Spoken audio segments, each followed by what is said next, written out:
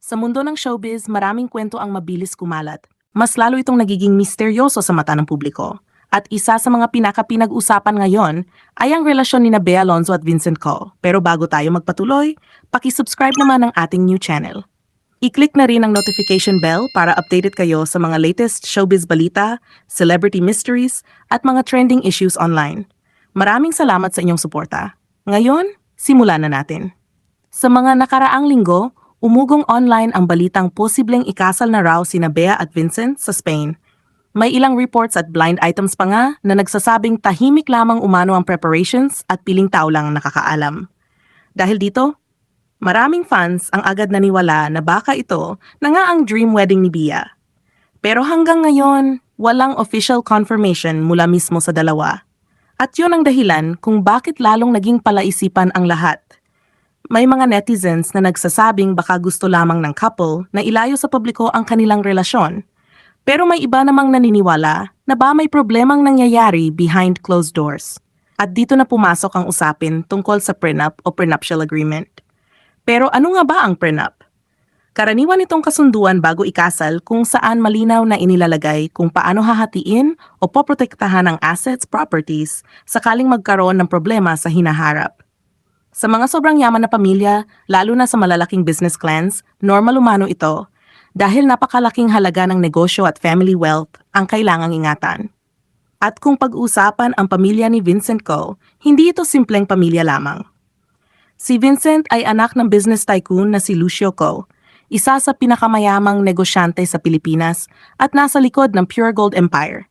Malaki rin ang koneksyon nila sa iba't ibang negosyo tulad ng retail, real estate at distribution companies. Kaya para sa marami, hindi na raw nakakagulat kung may prenup mang pinag-usapan. Pero ang tanong ng ibang netizens, bakit kailangan pa ng prenup kung si Bea Alonzo mismo ay isa ng milyonarya? O para sa iba, halos maituturing na ring bilyonarya dahil sa kanyang mga negosyo, properties, endorsements at tagumpay sa showbiz. At dito naging mas emosyonal ang diskusyon online. May mga nagsasabing hindi naman siguro pera ang totoong issue. Dahil kung assets lamang ang pag-uusapan, parehong successful at may sariling pangalan ang dalawa. Pero may ilan ding netizens ang nagtatanong, paano kung hindi lamang pera ang sakop ng kasunduan? Paano kung may mga kondisyon tungkol sa personal freedom, sa magiging lifestyle, o maging sa magiging anak nila? At dito mas lalong nagkaroon ng debate. May ilan ang nagsasabing kung ang isang prenup ay magiging sobrang kontrolado, lalo na pagdating sa desisyon ng babae, sa kanyang career o sa magiging anak nila, tila hindi na raw ito patas. Dahil para sa marami, ang pag-aasawa ay hindi lamang tungkol sa yaman o negosyo. Dapat may respeto, tiwala at kalayaan pa rin ang bawat isa. May mga netizens pang nagsabing tila mahirap para sa isang independent at successful woman tulad ni Bea na mapasailalim sa sobrang higpit na kondisyon kung totoo man ang mga chismis. Pero mahalagang tandaan, wala pa rin kumpirmasyon kung ano talaga ang laman ng umano'y prenup o kung mayroon man talaga nito. Sa ngayon, puro haka-haka pa rin ang umiikot online. At habang nananatiling tahimik sina Bea at Vincent, mas lalo lamang lumalakas ang curiosity ng publiko. May kasal nga ba talagang mangyayari sa Spain? Na-postpone lang ba ito? O baka naman mas pinili nilang ayusin muna ang mga bagay ng pribado? Hanggang ngayon, wala pa ring malinaw na sagot.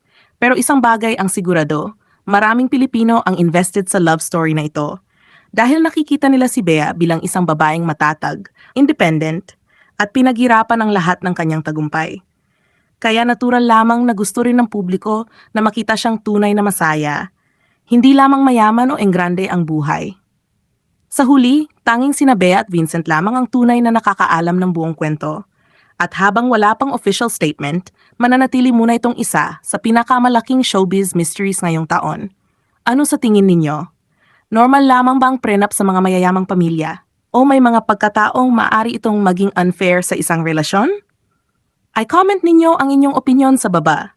At kung nagustuhan ninyo ang video na ito, paki-subscribe naman, like, comment, at share para mas marami pa tayong mapag-usapang latest showbiz issues, celebrity secrets, at trending stories.